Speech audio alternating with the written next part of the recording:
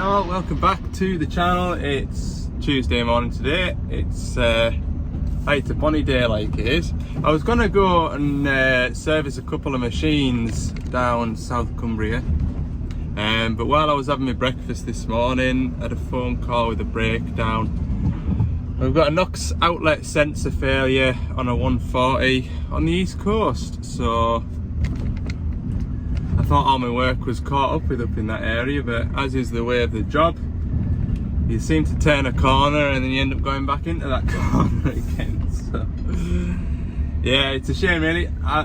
There's that 8.5 tonner from back end of last week that was sort of near a service, so I said to the customer I'll get that machine serviced as well today, but it's not available today, so it's going to be literally 2 hours up to this machine, probably an hour and a half on site, and then 2 hours back. So when I get back to the yard, I'll have a chance to square up and load up for tomorrow. I'll do those services tomorrow, and I might have a tinker on with me with my transfer pump as well. So that's the plan. I'll jingle on up the road, back up the A7 again. I'm like a yo-yo. I should have a sticker for the back of the van. Van should be called the A7 yo-yo because I'm always up and down it. Right, I'll catch you up the road, should I?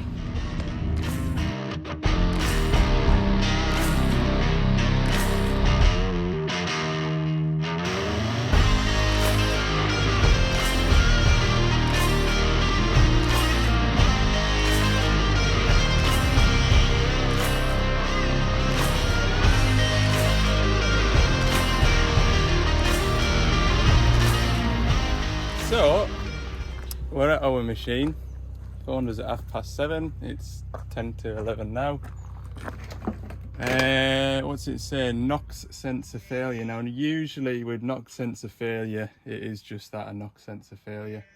I have heard of NOx sensors being replaced and there's been issues with the wiring, but I've never come across it myself, so it should be a pretty straightforward job.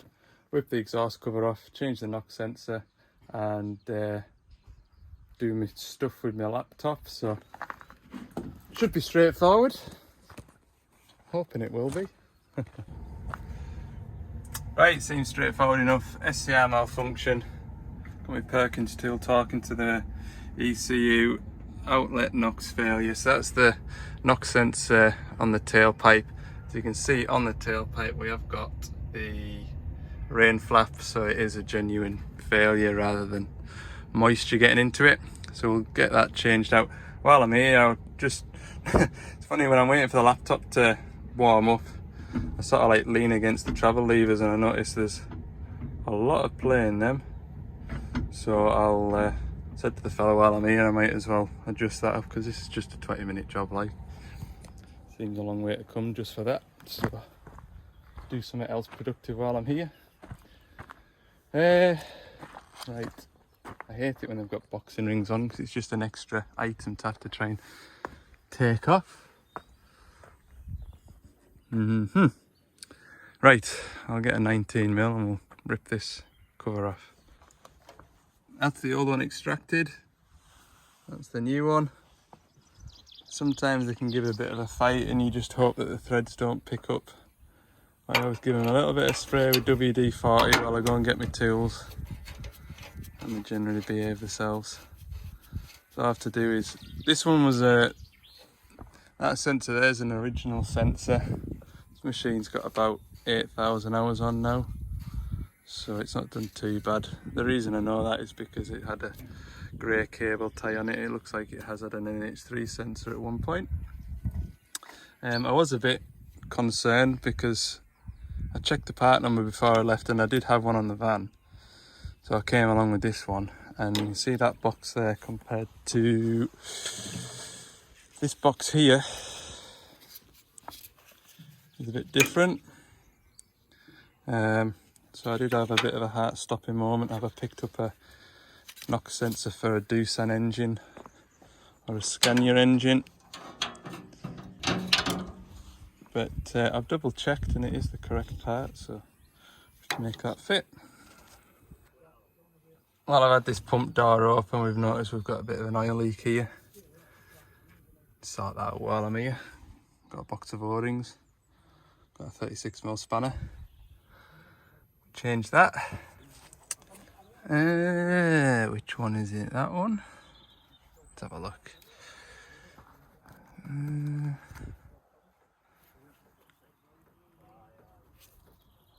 A bit big, that one. This one then. Perfect, look. Get that one onto there.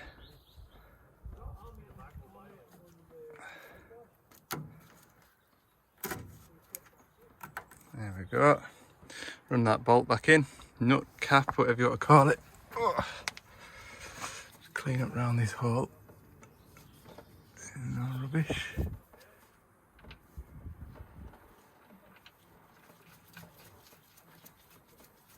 We'll go and have a look at these tracks next. Get that job sorted out. I bet those are just I'll show you. I'll show you in a minute. So, yeah, I've got a lot of play here, as you can see, both of them. So we want to take that play up. So to do that, down the bottom here, you've got some grub screws, and all you need to do is slacken that 17mm lock nut off and screw the grub screw down until they're fairly level. What you need to keep doing is just put the travel levers on and sort of adjust them up so the travel levers are equal, and you don't want them pressing down too much. And you want them, you know, you want it to be flat as opposed to just, because what you can do is just slacken that side off and screw it all the way down to there like that, but then what you'll end up with is your track levers sat in your lap all the time. So the ideal scenario is to have them nice and flat. But I've mentioned this before in a video. Chances are when I come and slacken these lock nuts off, it'll snap the grub screw. I bet.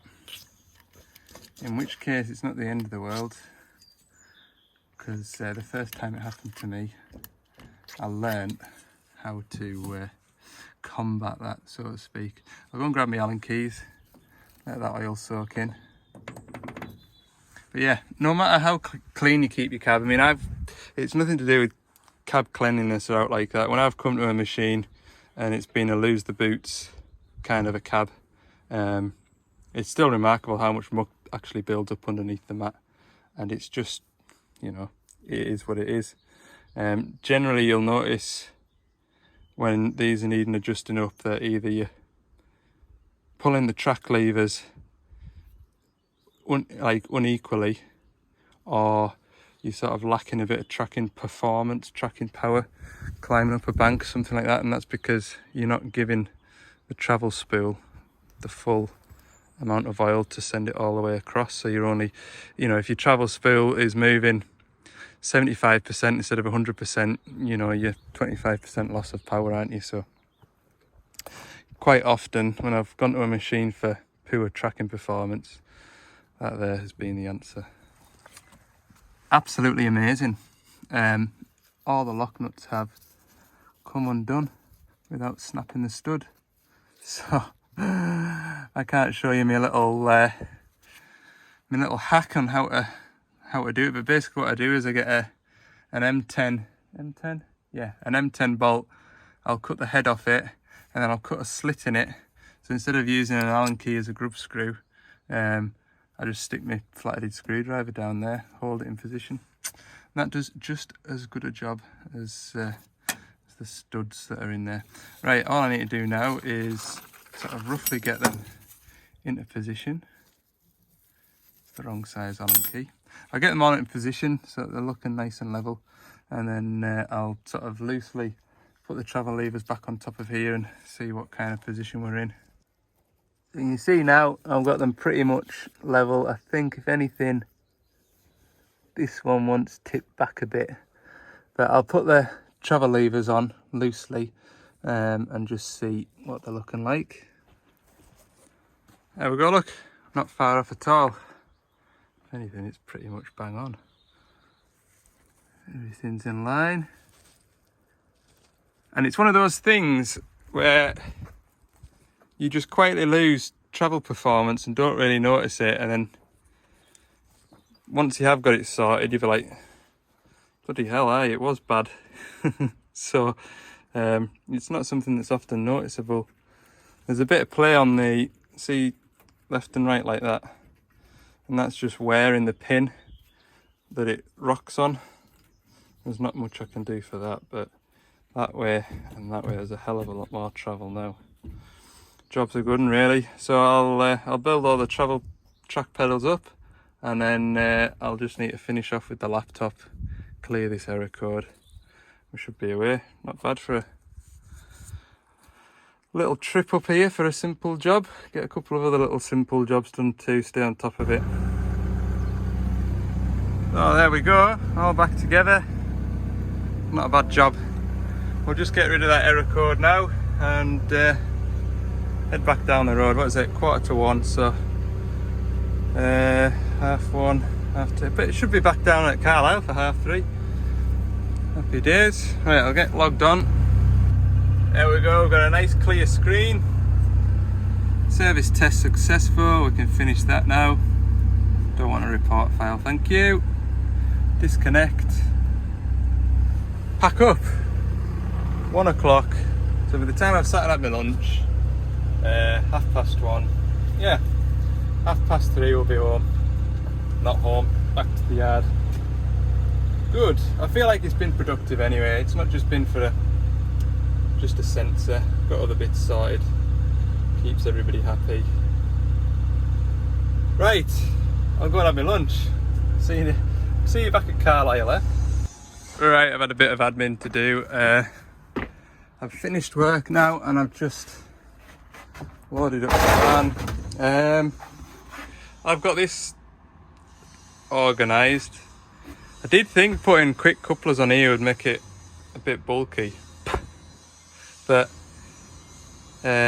suppose if I used 1/2 inch flat faces they'd be a little bit shorter, but I'd already kind of used this pipe out the store, so I thought I'd just use it. Anyway, that's me outfit. I've got a ball valve here, so when it draws oil in it'll open the valve. There's no pressure there, that'll shut, so that won't leak oil anywhere.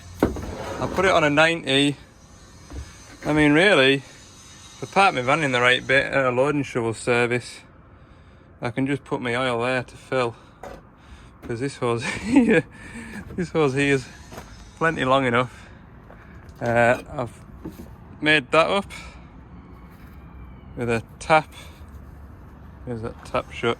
That's open at the minute and that's shut. It's an outfit, to say the least. Let's see how we get on with it. Might need to do a bit of fine tuning. But yeah, if anybody follows me on Instagram and they've got a Milwaukee pump like that, shows your setup, because I did wonder whether I should have these on 90s here and then they're not sticking out like that, because I have a horrible feeling if for whatever reason, not that I want to, but if I do, accidents happen and I drop this, I have a feeling if it's dropped it'll just shear that like. But anyway, that's what I've come up with. I have a few load and shovel services on the horizon, so be able to give it a go. Put that into my bucket. That is going to be my clean bucket.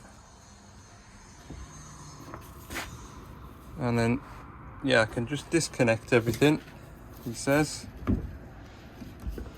with one hand. Where's that ball at? I can't do it with one hand, look.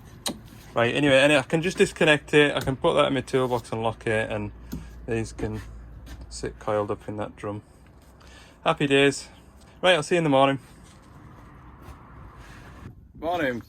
It's Wednesday, and I'm just on site at the first job of the day. I've got this 140 LC5 to service.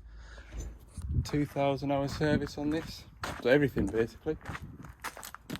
Yeah, I'm just having a look over it. It's a while since I've seen this machine, be a year or so. Door's locked. We'll start it up anyway, get the engine warmed up and get it into a position. It's got Auto-lube on it, and I was asked to have a look at this grease pipe. At least the fitting hasn't snapped in it. Don't know what to do with that. Sure, I might have some ends for that. I'll have a look. I'll have a bit ratch. Worst case scenario, I'll put a grease nipple on it. I'll have to go and find a grease gun for it. Right. Yeah, so I've got a 2,000 hour service for this 140 and a 2,000 hour service for the 225. The 225 should have been here to do, but it isn't. It's on a site which is just on the way back home. So get this one done for lunchtime and then jump in the van, have my lunch, and then head to the second digger, get that one done. Should be home at a decent time today, like. Won't be too late. But yeah, South Cumbria. The weather's a lot better than it is up at Carlisle. It's sort of just overcast and a bit cloudy. That'd be nice. I'm gonna try out that pump today. That oil pump. Whether I'll do it on the 14 tonner, probably more likely the 225, because at least I've got a 20 litre drum that needs emptied into the engine, like. I don't ever plan really on using that oil pump to pump gear 90 into the hubs because I've got that hand pump. But I might give it a go on the 225. I might get it out for the 225 and just have a play with it and see what it can and can't do. Right, we'll get this thing fired up.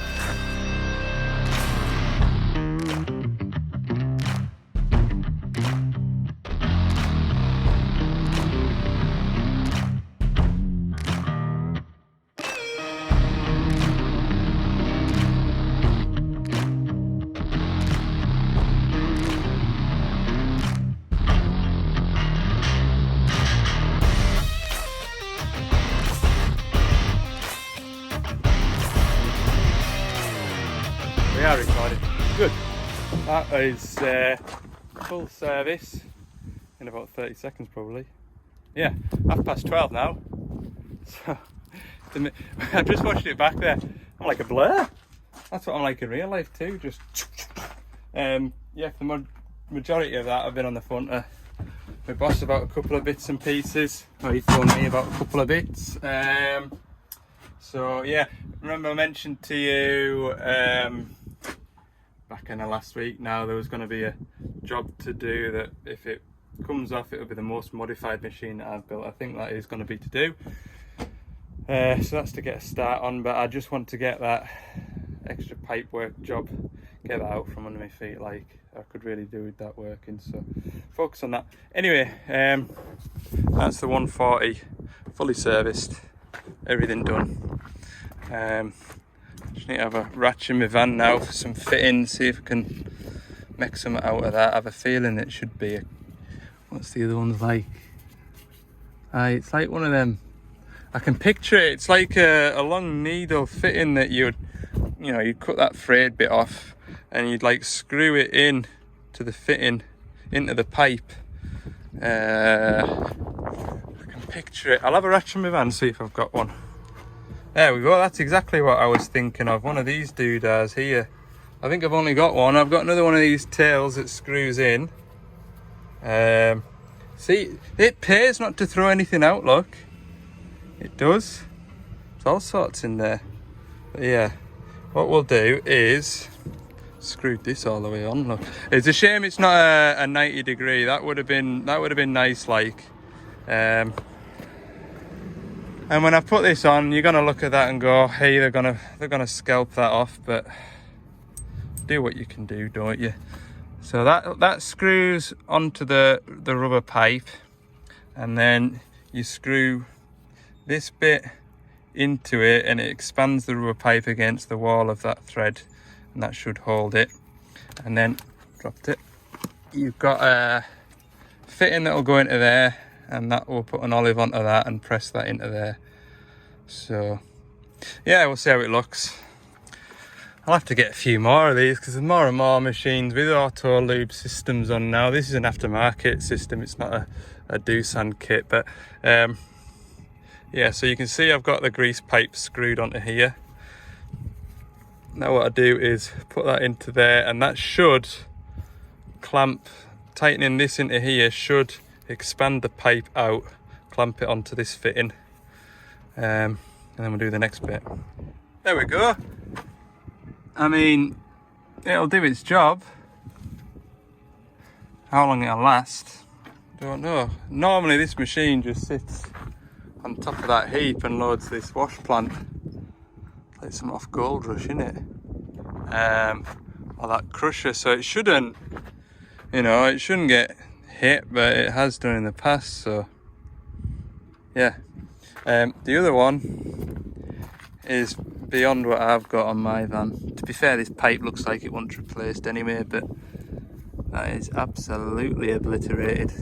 And that feeds this. That's that one off. Good night. Where's that one go? Onto here. That's where that one goes. Yeah, this is completely snapped, so really that wants to be whole thing from there up to there once replaced. Yeah, that feeds that block, which then feeds the rest of them. So I'll see what I've got for this, but I'm not too confident. Like, what could I do? Or is it broken? I'll curl the bucket out. I'll see what I can do, but don't think I've got anything to fix that today. All I want to do really is take that pipe off and go to a hydraulic bit local and get one made. Oh, I'll tell you, that's another thing. I've been working down in here. I'm quiet now. Can you hear that noise? You might just be able to hear the radio in the cab, but what is that noise? I'm thinking. Wiper motor's switched on, look. But it's had a bit of an accident. I wondered what that noise was. It sounded like an electric pump or something. Right, I'll get the machine started up. Right, next digger. We've got some fake Doosans. Hitachi's over there. This is the only Doosan on site.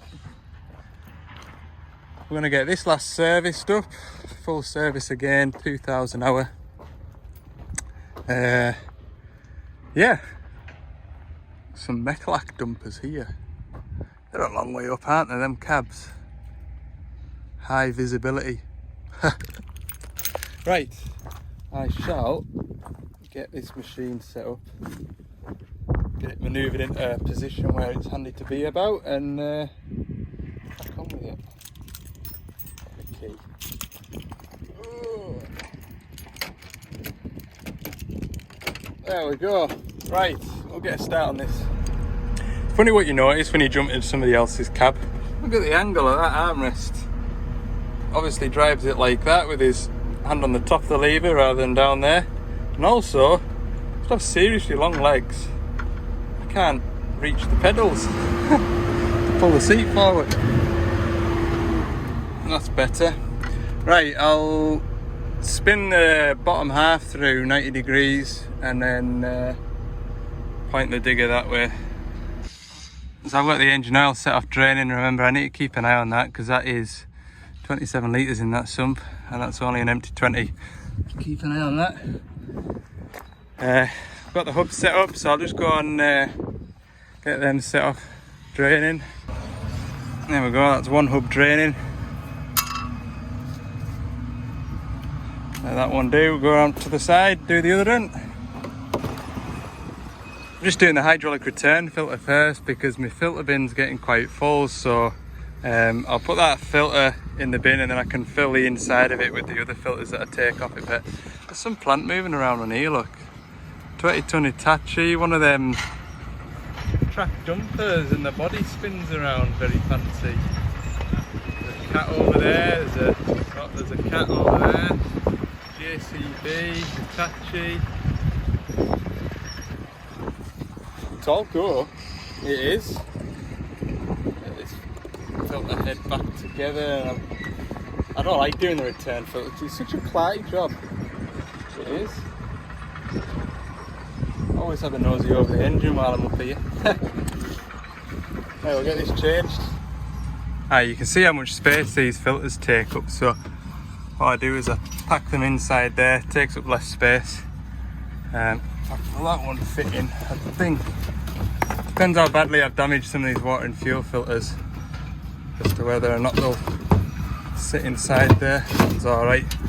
That should be space enough now to get the last of the filters in there. Here's another one of these weepy engine oil filters. I could probably grab hold of that and see how it's just not tight.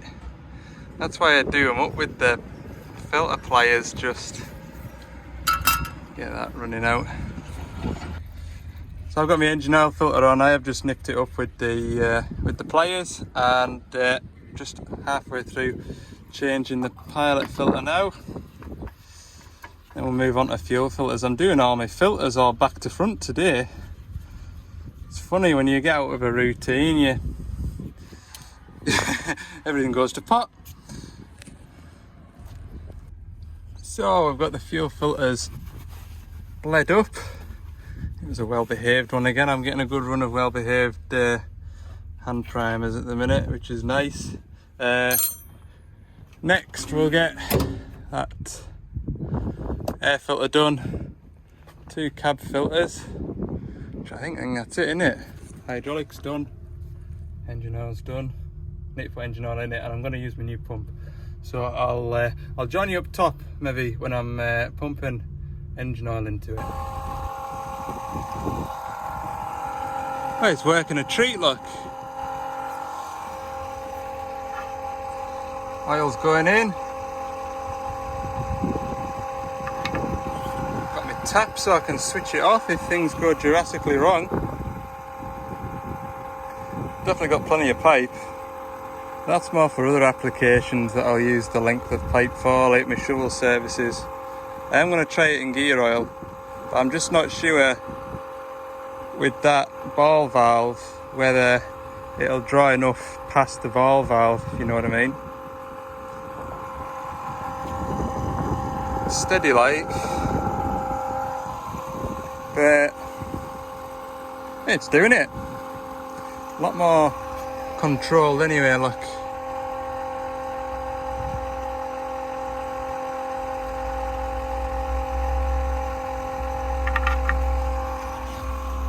Probably would be in this case quicker chucking the 20 in, but yeah, it's not really what I got it for. I got it for loading shovel services, so because I can, you know, if it's going, if that's how fast it's coming out at, I can set the engine oil to fill, put a 20 litre drum in front of it, and you know, I can grease some drive shafts, or I can change a pilot filter all while my engine oil's going in, and then I'll be able to hear it run dry because it's emptied the drum, and I can just put another drum in front of it and go and change some other filters. So that's the reason. It's like an extra pair of hands, just continuing the service while you do something else, because you can be sat, especially in the winter time, you can be sat for 2 or 3 minutes, you know, well, even longer to be fair, 10 or 15 minutes pouring engine oil into those loading shovels. So that'll just keep the job rolling while I'm doing something more productive. Good job, I'd say. Yeah, perfect example. Engine's filling up with oil, and I can put all my tools away, look.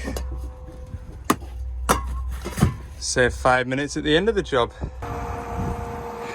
Well, look at that. The brand new drum of 80W90 gear oil. It's about 16 degrees outside, so it is warm.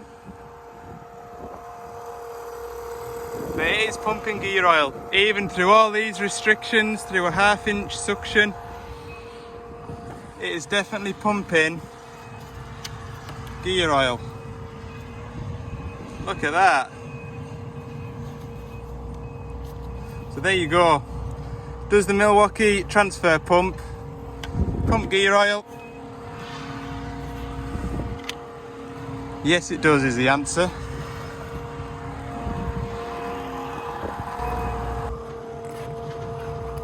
There we go. It's full. What a good job. Shut that. Pop that into there. Very impressed. Everybody wants to know, does it pump gear oil? That's a definite yes. Would I use it to pump gear oil all the time? Probably not. I'm gonna have to flush it out now with some engine oil.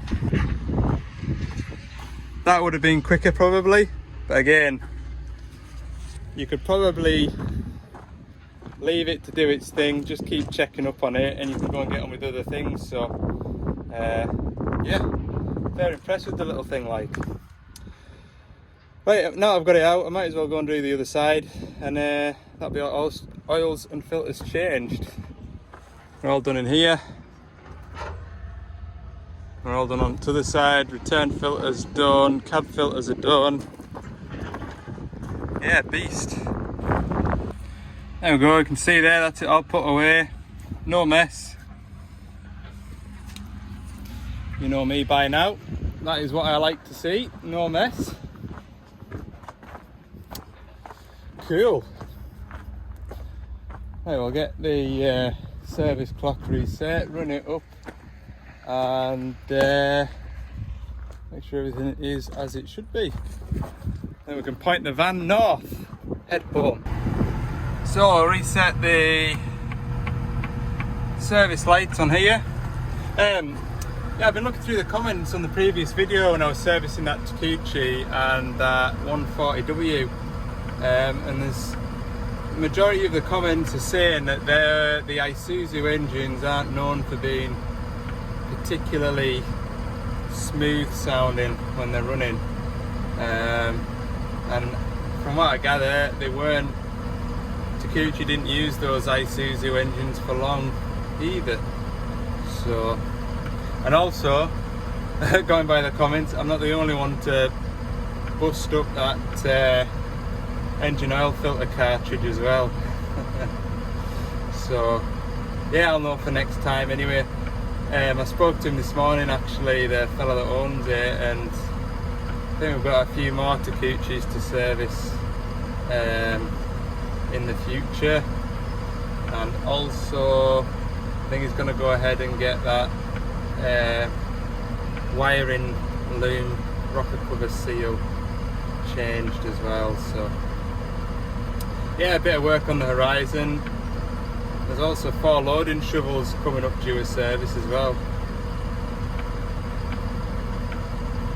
as everything else that's on the go at the minute. So yeah, it's going to be busy this next few weeks. I've also got a training course middle of June, and there might be a training course in a fortnight's time as well, but we'll have to see. Right, that's all service stuff. Right, we're not doing too bad for time. It's 4:10, so maybe 5:30 finish. Happy days. Right, thanks very much for watching. I hope you've enjoyed the video. If you have, please let me know by giving it a thumbs up. And if you've got this far and you haven't already, don't forget, click the subscribe button too, because I'd really like to push this channel up to 10,000 subscribers. That's the next kind of big target to reach. So thanks for watching. See you in the next one.